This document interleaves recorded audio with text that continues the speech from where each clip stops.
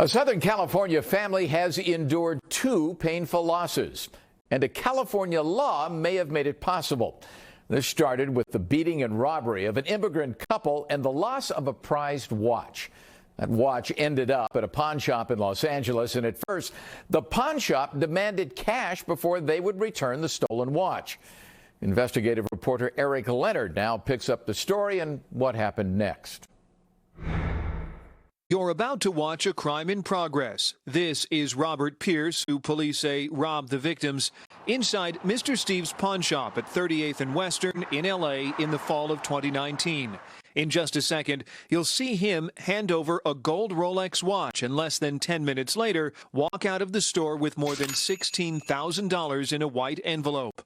This is that watch, a 24-carat 75th birthday present given to Hassan O by his 3 children, stolen during a violent beating and robbery in Henderson, Nevada. And now, more than a year after the robbery, the family hasn't been able to get it back. The rude awakening of, not being able to get what we were thinking was going to be the start of our family heirloom. We spoke with Hassan O and his wife Myung Ja and their daughter Sumi, who shared pictures of her dad's life-threatening head injuries and says she was infuriated to learn the store had bought the watch from the attacker. Directly from the man that, beat my father unconscious and caused my mom to suffer a lifelong injury as a result of the struggle. She says the watch was no luxury indulgence. Rather, it symbolized her parents' tremendous success after arriving in America from South Korea in 1975 with only a few $100s.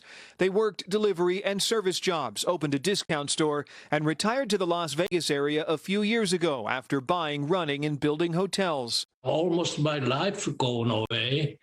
Then they should have returned the stuff to the property is back to the owner, no matter what. For more than a year, the pawn shop demanded the family pay them the money it says it had given the thief, as allowed by California laws that regulate pawn shops. This story may have had a different ending if it weren't for the ending of the robber himself, Robert Pierce, who fell to his death from this apartment building in Hollywood as police closed in.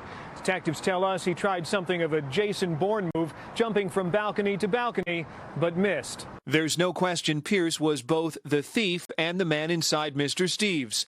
Henderson Police Detective Nathan Calvano says crime scene investigators found a DNA profile after swabbing the O's SUV on the night of the robbery. It actually comes back to the individual that pawned the item. Then match the fingerprint you can see Pierce leaving on an electronic pad at the pawn shop with prints in Pierce's FBI file. So I submitted an arrest warrant. He says in Nevada he could have helped the family get the watch back more quickly without having to reimburse a pawn shop. And now they're a victim a second time because they can't get their property back. Being made whole or, restitution should be from the deceased, from the criminal that victimized Mr. Steve's and us.